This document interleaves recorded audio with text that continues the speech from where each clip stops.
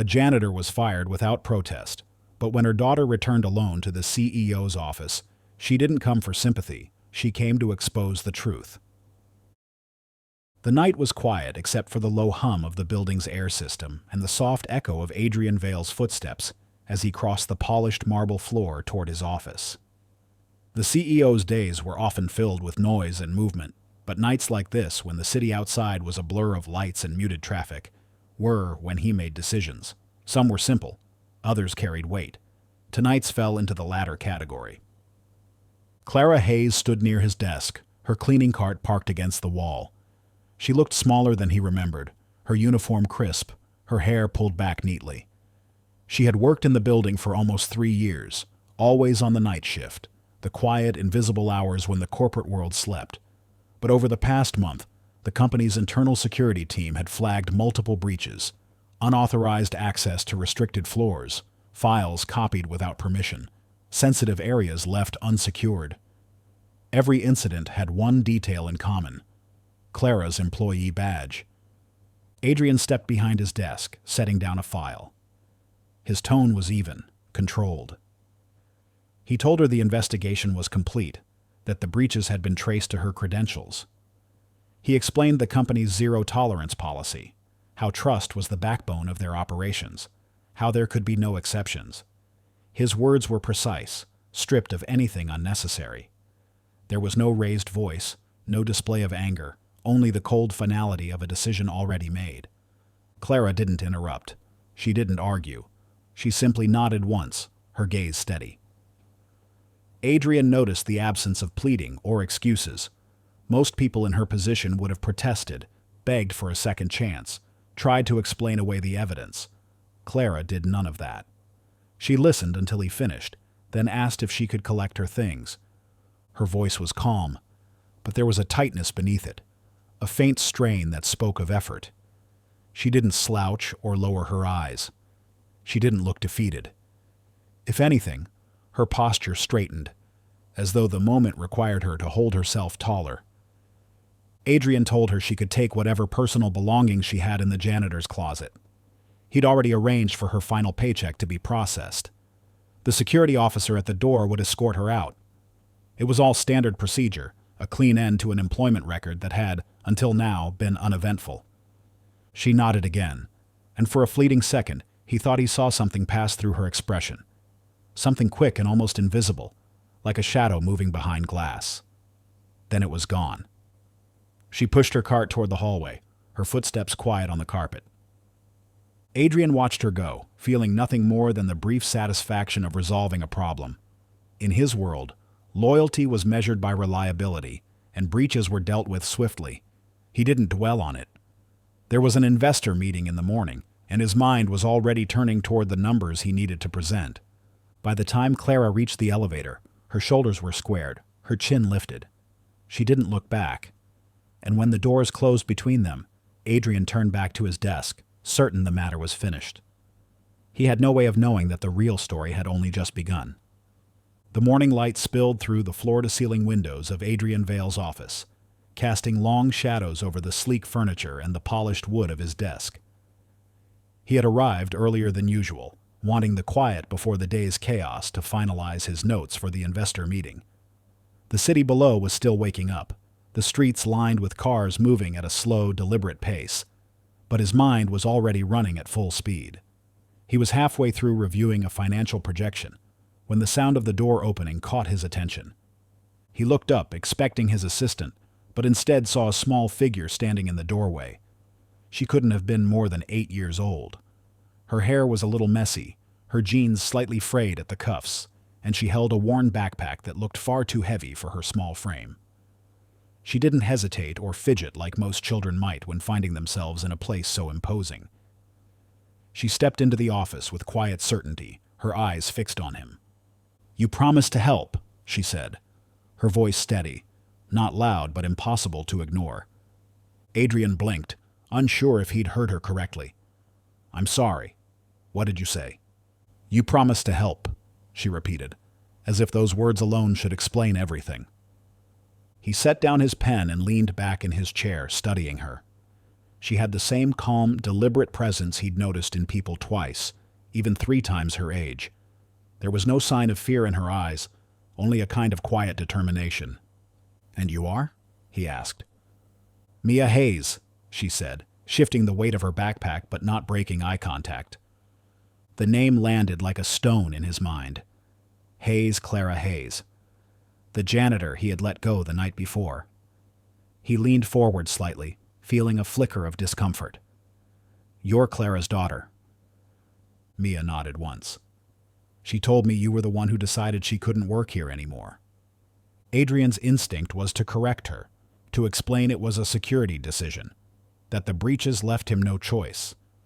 But she kept going before he could speak. "You told me once that if I ever needed help, I should come to you," she said. "You said it in the elevator, the night the lights went out. You probably don't remember, but I do. You told me you'd listen." He did not remember, but the way she said it made him believe she did. He glanced at the clock.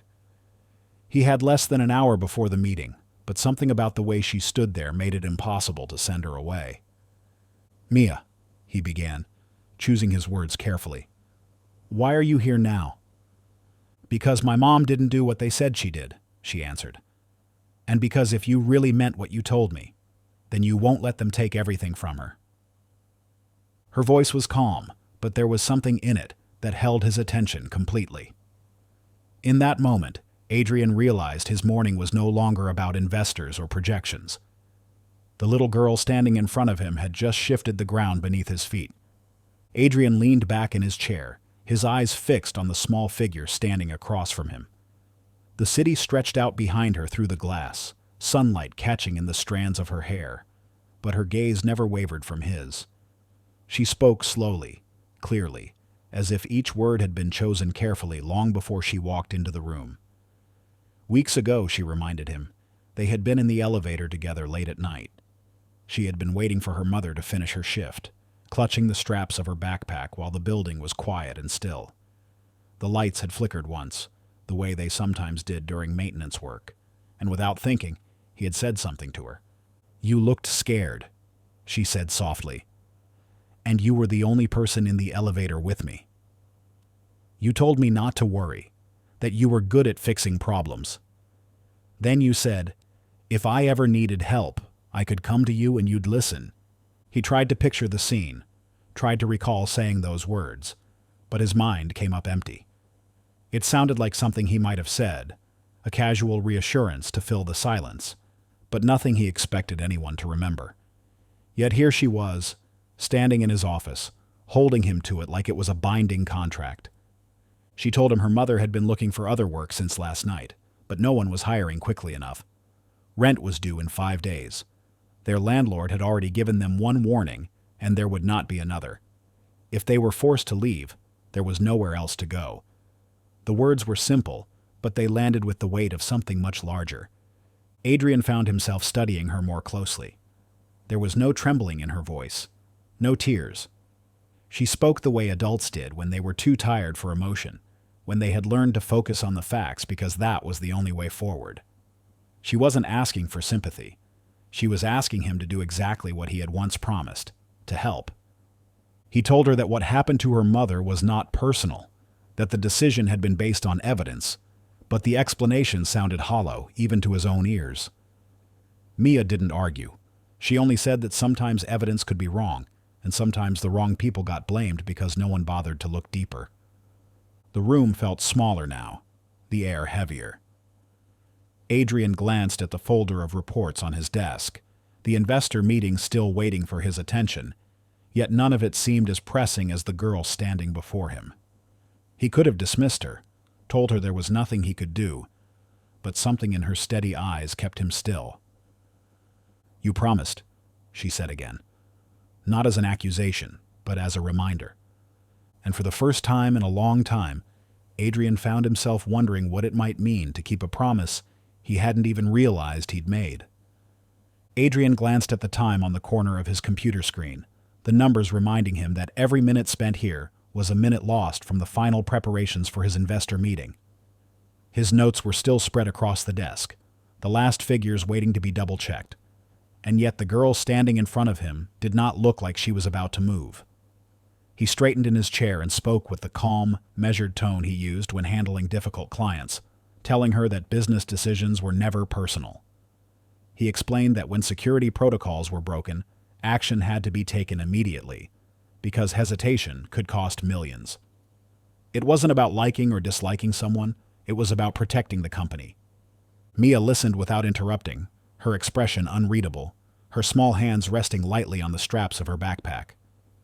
When he finished, she tilted her head slightly, as if considering whether his words made sense. Then she said, in a voice that was steady and far too certain for a child her age, that someone was trying to hurt her mother's reputation. She told him the security breach had nothing to do with Clara, and that the only reason her name was on the report was because someone wanted it there. Adrian leaned back, crossing his arms. "That's a serious claim," he said, hoping the gravity of the words would make her reconsider. But she didn't flinch. "I know," she replied. "That's why I'm here. Because you're the only one who can do something about it." The conviction in her voice unsettled him. Most children would have been intimidated by the size of his office, by the way his gaze could make grown executives stumble over their words. But Mia met his eyes without hesitation.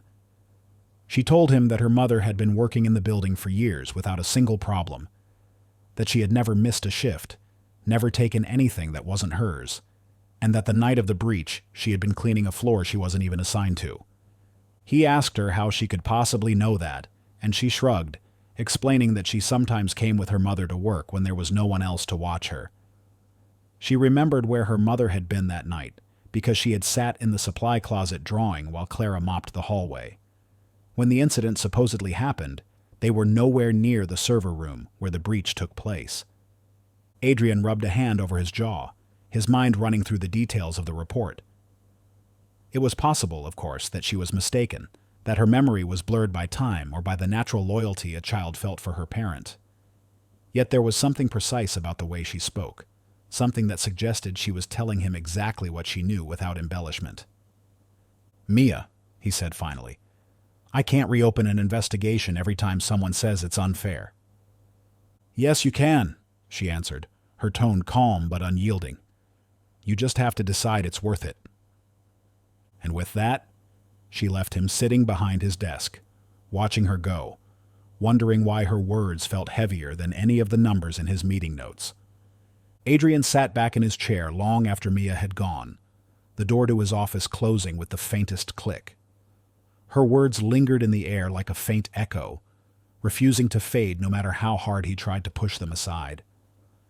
He had been ready to forget the conversation the moment she walked out, to chalk it up to a child defending her mother the only way she knew how. But something about her composure kept pulling him back.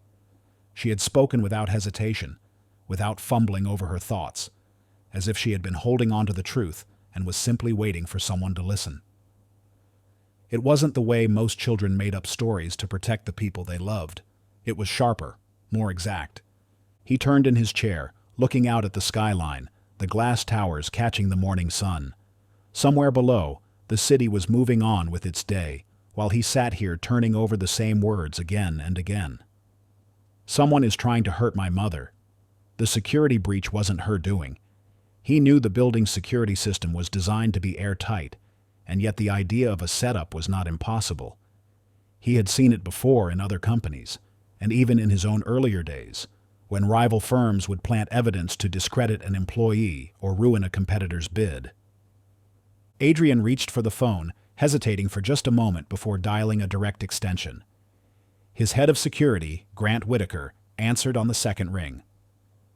The man had been with him for years, ex-law enforcement, methodical and discreet.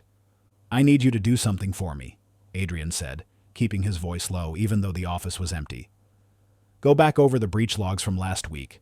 Not the standard report. I want the raw data. Check timestamps, entry points, badge scans, and cross-reference with camera footage. Do it quietly. No one else needs to know." Grant didn't ask why, only said, "Understood," before hanging up. That was one of the things Adrian valued most about him. Setting the phone down, Adrian opened his laptop and pulled up the summarized breach report. It was exactly as he remembered, the data pointing to Clara Hayes' credentials, multiple access points tied to her badge, and security footage that was inconclusive at best. But looking at it now, with Mia's calm certainty still fresh in his mind, something about the neatness of the evidence felt too perfect, too easy. He closed the file and sat still for a moment, his hand resting on the lid of the laptop. It wasn't that he had suddenly decided Clara was innocent. It was that he could no longer be entirely sure she was guilty. And in his world, doubt was dangerous, because once it took root, it had a way of growing until it demanded an answer. By the time the sun had shifted higher in the sky, Adrian knew that no matter what the logs revealed, he would have to see the truth for himself. The seed of doubt had already been planted, and there was no going back. Grant returned the call late in the afternoon, his voice carrying that clipped precision that told Adrian he had found something worth noting. Adrian closed the door to his office before putting him on speaker, the city's glow beginning to spill across the windows as the sun dipped lower. Grant explained that he had gone over the raw security logs like Adrian asked, matching badge swipes to camera feeds and cross-referencing them with the master schedule for all-night staff. At first, everything looked like the standard report. Clara's badge had been used to access several restricted areas during the breach nights. But the deeper he went, the stranger it became. Footage from the cameras in those areas was incomplete. Some segments were missing entirely, cut clean in a way that suggested deliberate removal rather than technical failure. Other segments had altered timestamps. Minutes shifted forward or back, making the sequence of events hard to pin down. In every case, the anomalies lined up with the nights the breach took place. On paper, it looked like Clara's movements matched the access points, but the visuals were inconsistent, fragmented. The bigger twist, Grant said, came when he compared the access times with Clara's actual cleaning schedule. According to shift records, she wasn't even assigned to be in those areas during the missing footage. In fact, she had been logged on other floors at those exact times, her work documented by separate cameras and janitorial check-in stations. It was as if her badge had been in two places at once. Adrian leaned forward in his chair, his fingers steepled under his chin. So either she was moving faster than humanly possible, he said slowly, or someone else had her credentials. Grant agreed, adding that the system didn't just show the badge use, it also recorded device IDs for the scanners. Whoever used Clara's badge had done so at terminals she rarely accessed, some located in areas even long-term staff avoided, unless absolutely necessary. Adrian's mind began to piece together the shape of it. If someone had stolen or copied her badge, they could easily plant the breach trail on her name, letting her take the blame while they slipped away with whatever they were after. The missing footage was likely intentional, erasing any clear image of the real culprit. He asked Grant to dig deeper, to see if any patterns emerged from the altered timestamps or the locations of the anomalies. Grant promised to work on it through the night. When the call ended, Adrian stayed seated, the office now lit only by the dim glow from the city outside. The evidence didn't clear Clara outright, but it made the neat story he'd been handed less certain.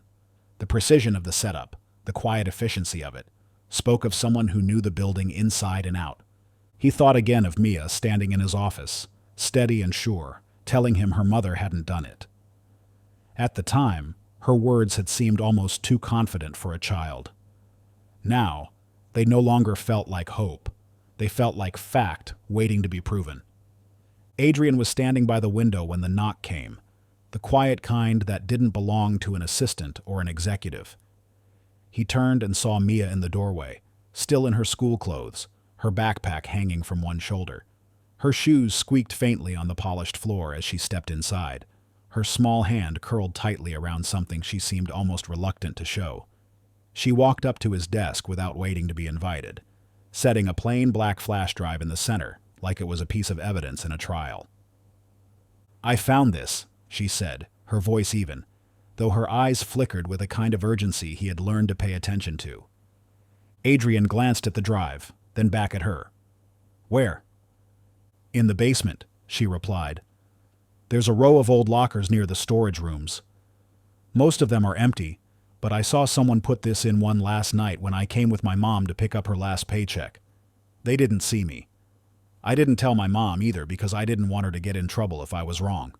Her words were matter of fact, without the dramatic flourish of someone trying to impress.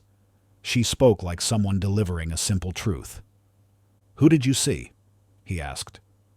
She shook her head. "I don't know his name. He's tall, with dark hair, and he wears one of those access badges that's not clipped to his shirt. He keeps it on a lanyard in his pocket and only takes it out when he needs it. I've seen him in the halls before, late at night. He never talks to anyone." Adrian felt a prickle of recognition, but kept his expression neutral. "And you think this is important because people don't hide things unless they don't want them found," she said simply. "And because the locker wasn't locked. He left it like he planned to come back soon. I figured if it was nothing, you could just give it back." He picked up the flash drive, turning it over in his hand. It was an ordinary model, the kind anyone could buy in a convenience store, but he knew well enough that appearances meant nothing in his world. The smallest devices often carried the most damage. "Mia," he said slowly, "you know it's not exactly safe to take things like this without telling someone." "I know," she admitted, meeting his eyes.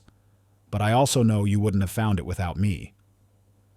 There was no arrogance in her tone, only certainty. He slid the drive into his desk drawer, locking it with a quiet click. "I'll have someone check it out," he told her. Quietly. She nodded, satisfied, then turned to leave. At the door she paused, glancing back. "I told you I'd help," she said, before disappearing down the hall. Alone again, Adrian stared at the locked drawer, the weight of that tiny device suddenly heavier than anything in the building. He had the feeling this was not just important. It might be the key to everything. Adrian didn't wait until morning. The moment Mia left, he called his lead systems analyst, waking him from what sounded like a deep sleep. Within the hour, 2 members of his tech security team were in his office, their laptops open, the flash drive already plugged in and running through a secured system. Adrian stood behind them as lines of code and file names scrolled across the screens, the quiet hum of the computers filling the room. It didn't take long before one of the analysts glanced up, her brow furrowed. "You're going to want to see this," she said. She opened a folder and began clicking through its contents. The first file was a detailed set of internal blueprints for the entire building, including restricted floors and server rooms. The second was a spreadsheet listing master access codes for security doors, alarm panels, and data storage units.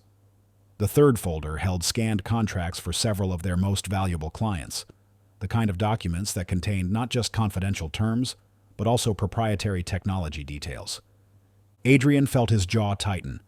All of this was sensitive, and in the wrong hands, it could cripple the company.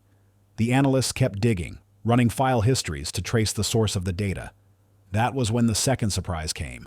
Every file had been copied from the company servers using the same login credentials, Clara Hayes' Janitor account. Adrian's first reaction was frustration, the kind that pressed against the back of his skull. On paper, it still pointed to her, and this evidence would only make her case harder to defend. But then the analyst spoke again, her voice cautious.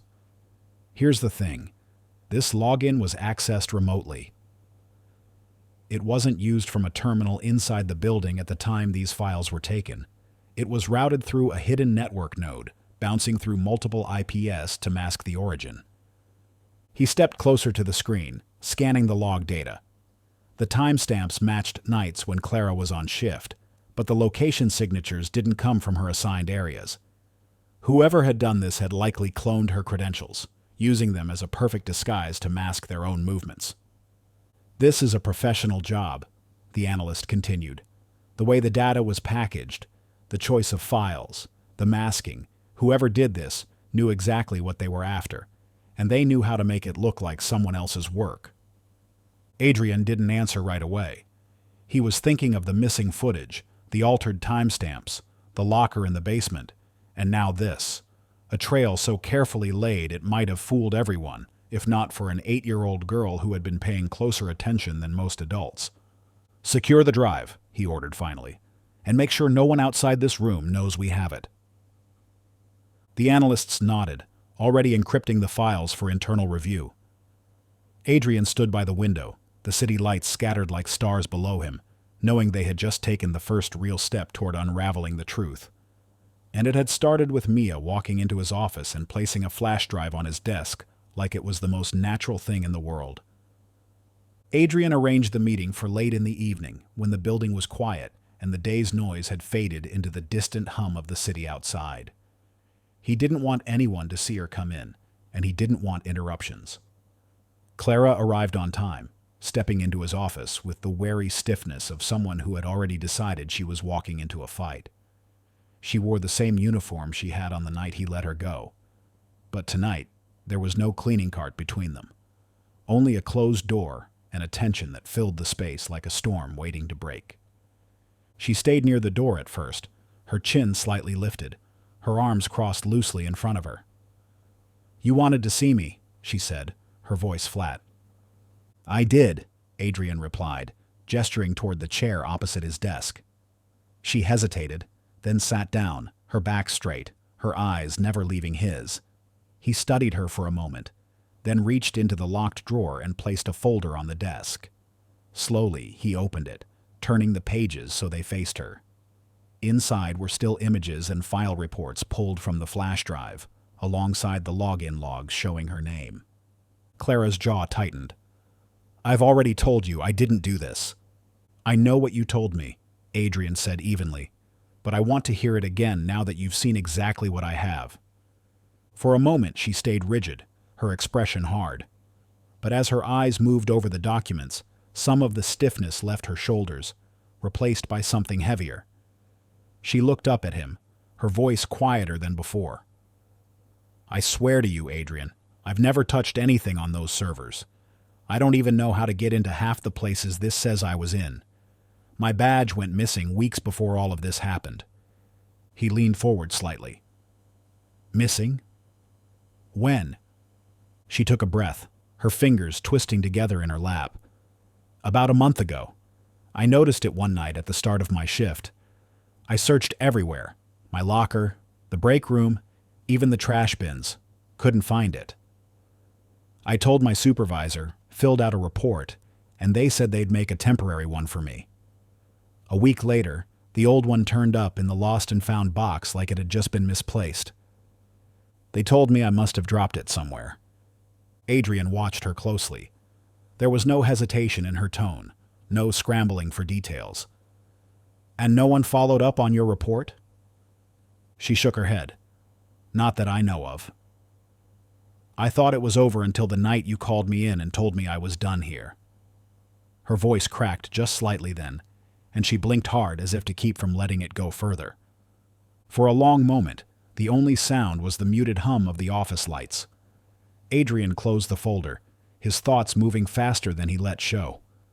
If her badge had been in someone else's hands, then the breach wasn't just possible, it was almost certain. And for the first time, he found himself believing she was telling the truth. Mia sat in the chair beside her mother, her legs swinging just above the floor, her backpack resting on her lap like a shield. She had been silent while Clara spoke, her eyes moving between Adrian and the folder on the desk, but now that the room had gone quiet, Adrian turned his gaze toward her. "You knew something," he said gently. "Didn't you?" Mia hesitated, glancing at her mother before looking back at him. "I didn't know for sure," she said, her voice low but steady. "I just noticed things. And I wrote them down." Adrian leaned forward, curious despite himself. "Noticed what?" She reached into her backpack and pulled out a small, battered spiral notebook, the kind sold for pennies in a school supply aisle. The edges were frayed, and the cover had faint pencil marks where she must have doodled when she was bored. She placed it on the desk and flipped it open, revealing page after page of cramped handwriting, sketches of hallways, and small stick figure drawings of people. Next to each drawing were times, dates, and brief notes written in a child's careful scrawl. Clara looked stunned. "Mia, what is this?"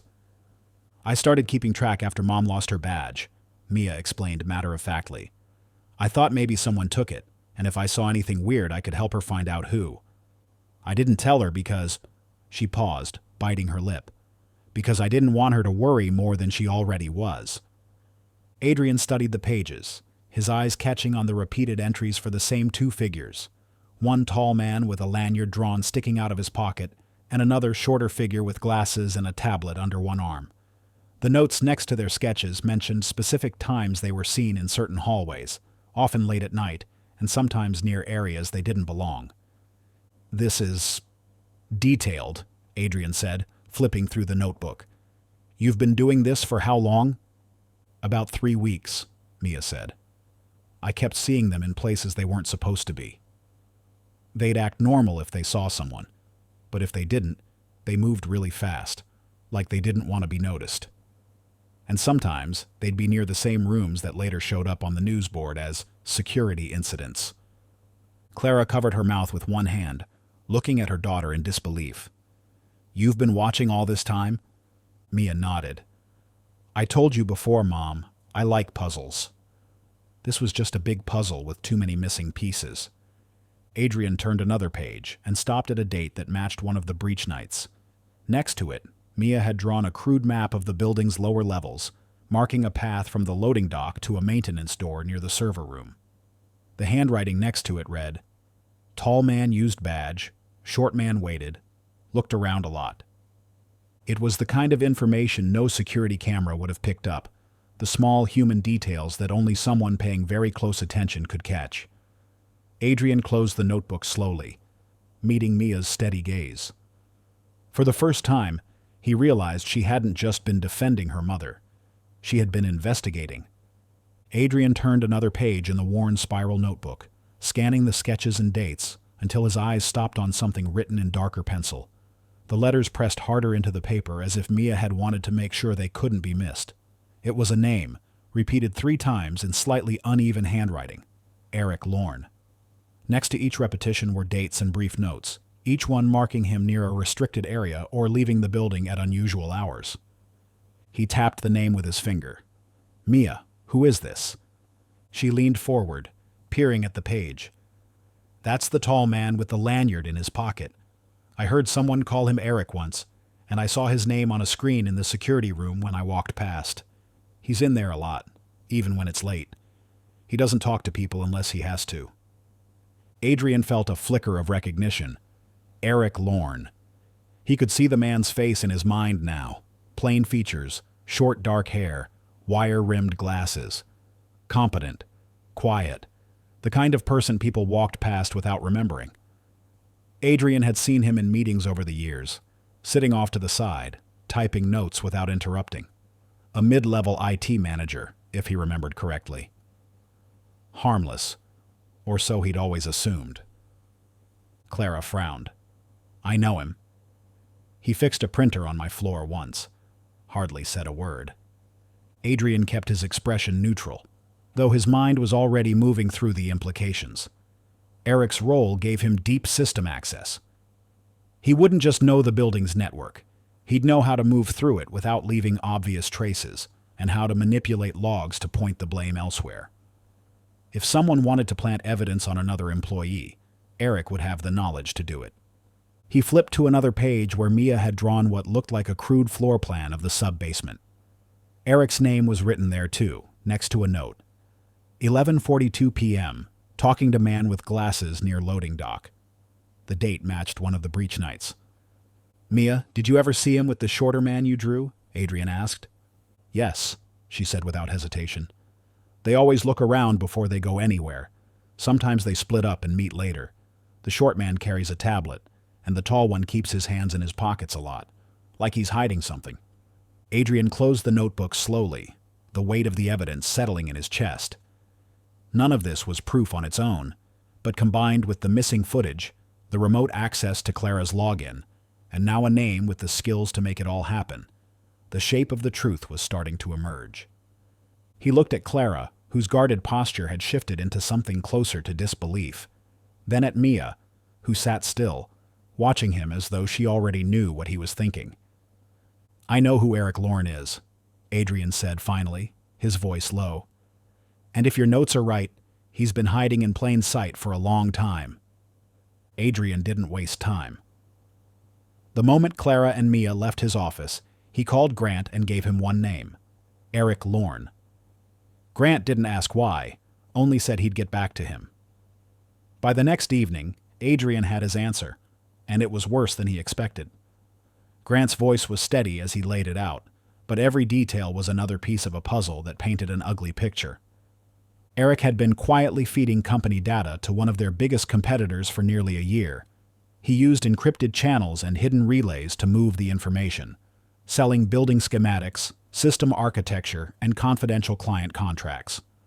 The transactions were small enough not to raise attention in any one department, but together they added up to a leak big enough to do real damage. He'd been paid through offshore accounts, always disguised as legitimate consulting fees from fake shell companies.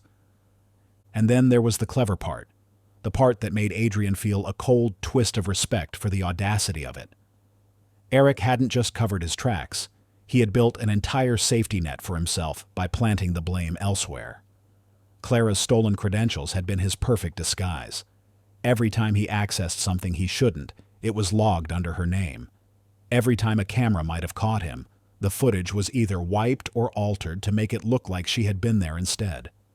Grant explained that the plan wasn't just to use her as a shield, it was to remove her entirely. If she was fired for misconduct, her name would stay tied to the breaches even after she was gone, making it look like the company's problem had been solved. Eric could continue feeding information without anyone questioning the security of the system. Adrian could see now how neat the strategy had been. A single suspect, a single termination, no further questions. And all the while, the real thief could keep walking through the building like a ghost. But it hadn't been enough for Eric to just get Clara out of the way. The competitor's plan went deeper, discredit her completely so she couldn't defend herself if the truth ever came out. That way, even if the stolen files were traced, the company could be convinced she had been working with outsiders the entire time. She would carry the stain of guilt, and they would carry on, clean. Adrian sat back in his chair after the call ended, staring at the dark window and the reflection of his own face. He thought of Mia's notebook, the sketches of Eric moving through the halls, the times and dates written in her careful hand. Without her, he might never have looked past the obvious. He might have signed off on the termination and moved on, never knowing he had left a shadow network operating under his own roof. Now he knew, and if there was one thing Adrian Vale never did, it was let someone think they could outplay him on his own ground. Adrian sat at his desk, the glow from his monitor casting sharp lines across his face as he read the report Grant had just sent. Every line of text confirmed the same thing. Eric was planning one last transfer, a final package of data that would tie up his work and likely set him up to disappear without a trace. The files listed in the outline were the crown jewels of the company's research, a new system that hadn't even been announced yet.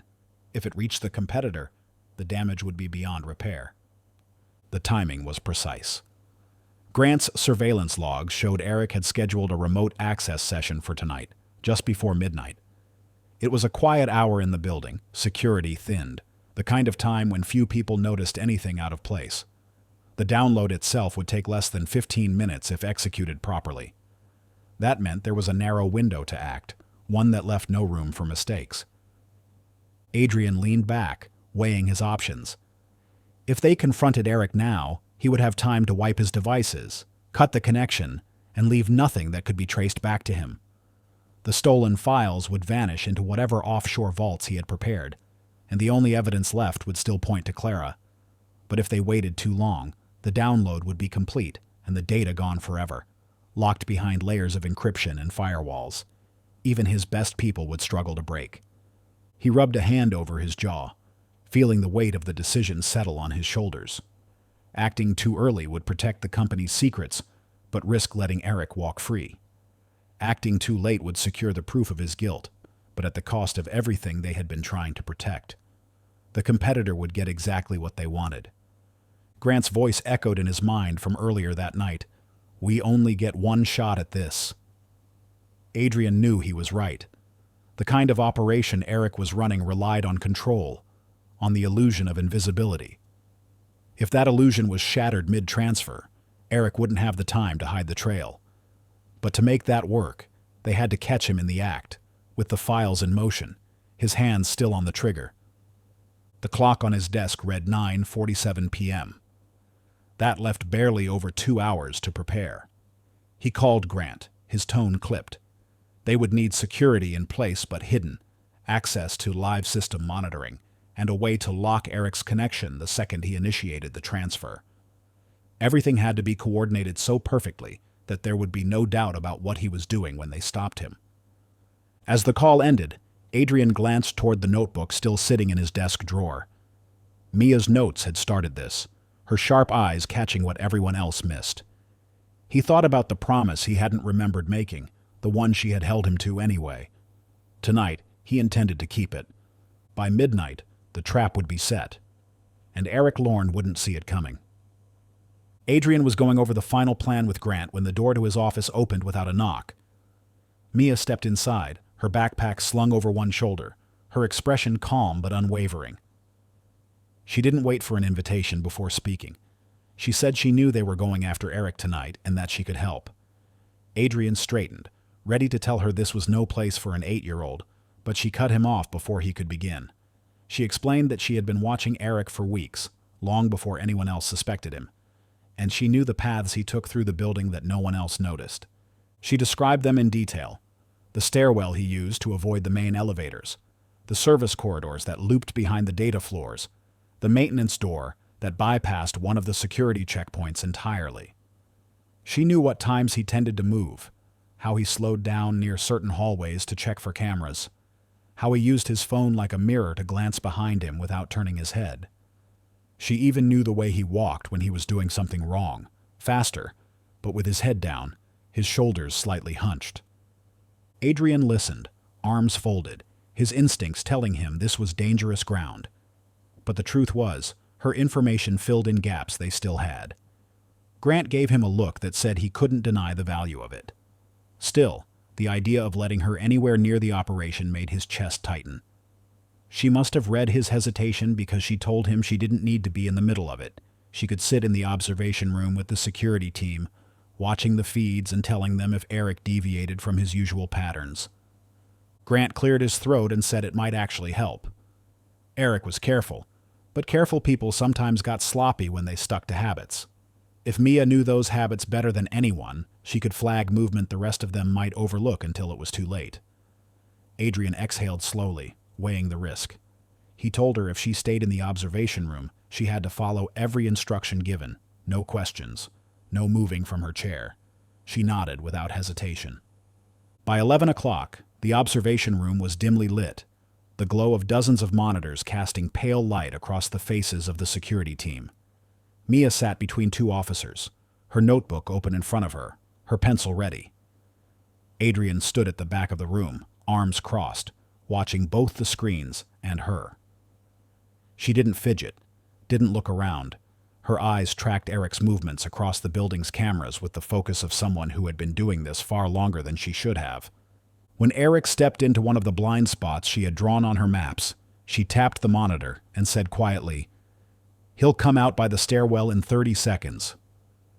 And when he did, right on time, Adrian felt a shift inside him. He had let her in against his instincts, but already she was proving she belonged here tonight. The minutes before midnight stretched long and tense in the observation room. The hum of the monitors filled the air, broken only by the soft clicks of keyboards as the security team cycled through camera feeds. Adrian stood behind them, his gaze fixed on the screens while Grant coordinated quietly over a secure headset. Mia sat perfectly still, her pencil poised above her notebook, tracking every move Eric made as if she were marking pieces on a chessboard. At exactly 12, a side door near the loading dock swung open on the feed. Eric stepped inside, his hood pulled low, his posture tight but deliberate. He swiped a badge at the security panel, Clara's stolen credentials, and the light turned green. The sight of it made Adrian's jaw clench. It was the same key that had been used to try and destroy her reputation, now flashing in cold confirmation of everything they had uncovered. Eric didn't take the main hallway. He moved through the maintenance corridors Mia had mapped weeks ago, glancing up at the ceiling occasionally, but never lingering where he knew the cameras were blind. When he reached the stairwell, he climbed 2 flights and used another access point, swiping the badge again. Mia leaned slightly forward, her eyes on the next camera angle. "He's going to turn left," she murmured, then cut through the storage hall to the server room. Seconds later, the feed confirmed it. Eric moved with speed now, his steps measured but urgent. He stopped at a locked door labeled Server 3B, a room Clara had never been assigned to in all her years working there, and pulled a small device from his pocket. The security team zoomed the camera in, recording every movement as he plugged the device into the panel, bypassing the lock in less than 10 seconds. The door opened, and he slipped inside. On the feed, they watched him cross to one of the main terminals. He connected an external drive and began transferring files. Adrian's tech specialist confirmed in a low voice that the data flow matched the signature of their most sensitive project. Every byte was being pulled in real time, proof beyond doubt of what he was doing. Grant's voice came through Adrian's earpiece, calm and steady. "We have him. Do you want the green light?" Adrian's eyes stayed on the screen, watching Eric glance over his shoulder as the progress bar climbed toward completion. "Now," he said. Within moments, 2 plainclothes security officers entered the room behind Eric. He froze, his hand hovering over the keyboard, the transfer still active. One officer reached forward and yanked the drive from the port while the other cuffed his wrists. Eric's expression was a mix of shock and fury, his voice low and venomous as he realized exactly how cornered he was. The cameras caught it all: the stolen credentials, the unauthorized access, the data in his possession. There would be no twisting the story this time. As Adrian watched the feed go still, he felt the knot in his chest begin to loosen. Tonight, the truth had finally been caught in the act. The building was quiet again, the tension that had been hanging in the air replaced by the calm hum of machines and the low voices of the security team wrapping up reports. Eric had been taken out in handcuffs less than an hour ago, his drive of stolen data sealed in an evidence bag, the chain of proof clear and irrefutable. Adrian stood in his office with the city lights stretching far beyond the glass, his phone in hand, knowing there was one call he needed to make before the night was over. Clara answered on the 3rd ring, her voice cautious, the way someone sounds when they expect bad news. Adrian didn't start with explanations or formalities this time. He told her he owed her an apology, a real one. He said that he had been wrong to believe the evidence at face value, wrong to assume her guilt without questioning who might have something to gain. He explained in brief that they had caught the man responsible for the breaches, a man who had stolen her badge and used it as cover to run a long, deliberate operation against the company. There was a pause on the other end of the line. "So it wasn't me," she said quietly, not as a question, but as if she needed to hear the words spoken aloud. "It was never you," Adrian replied, "and I should have trusted that from the start. I'm reinstating you immediately, with full back pay for the time you've been gone. Your record with the company will be completely cleared. I'm also adding a note of commendation for your years of service. This should never have happened." Clara's breath caught, and when she spoke again, her voice was steadier. "Thank you. That means more than you know." Then, after a beat, she added, "But you should know this wasn't just me. It was Mia. She's the one who refused to let it go. She's the one who found things I never would have thought to look for." Adrian smiled faintly, glancing toward the observation room where Mia was still sitting with Grant, her notebook open, talking about which hallways needed better camera coverage. "I know," he said. "She's remarkable. And she's lucky to have a mother who taught her to see the truth even when no one else does." Clara laughed softly, the sound carrying a mix of relief and pride. "She's always been like that. Even when she was little, she noticed things other people missed. I just didn't realize it would end up saving me one day." They spoke a little longer, not about policies or procedures, but about how quickly trust can be broken and how hard it is to rebuild. Before they hung up, Adrian told her that when she came back to work, things would be different, not just in her role, but in the way he made decisions about the people who worked for him. After the call ended, he stood for a long moment looking at the phone in his hand. Clara's name had been cleared. Justice had been done. And it had all started because one determined little girl refused to stop looking for the truth. The observation room was almost empty now, the security feeds looping through quiet, empty hallways. The team had gone home, and Grant was in his office writing the final report. Mia sat at the same spot she had been in all night, her notebook closed for once, her legs swinging lightly under the chair. She looked tired, but there was a spark in her eyes that hadn't been there when she first walked into his office days ago. Adrian stepped inside and leaned against the edge of the table, watching her for a moment before speaking. "I remember it now," he said, and she tilted her head, curious. "That night in the elevator. You were waiting for your mom. The lights flickered and you looked a little worried, so I told you not to be. I said I was good at fixing problems, and if you ever needed help, I'd listen." A small smile tugged at her lips. "I told you said that." "I know you did," he replied, his voice quiet but steady. "At the time, I meant it in passing. Just words to make a kid feel better for a minute. But now I understand it was more than that to you, and it should have been more to me, too." She studied him, her expression thoughtful.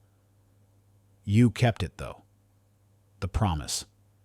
"I did," he agreed. "But not the way I should have from the start. You had to fight to make me hear you, and you shouldn't have had to.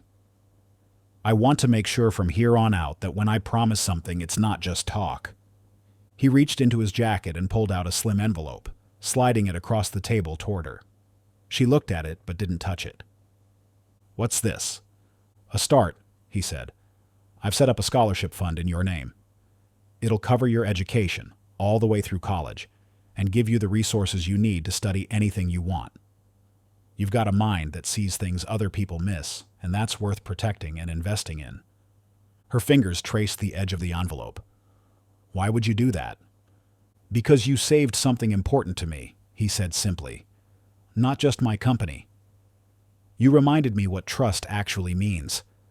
And because I believe in making sure you can do whatever you want with that sharp brain of yours without having to fight for the chance." Mia didn't say anything right away.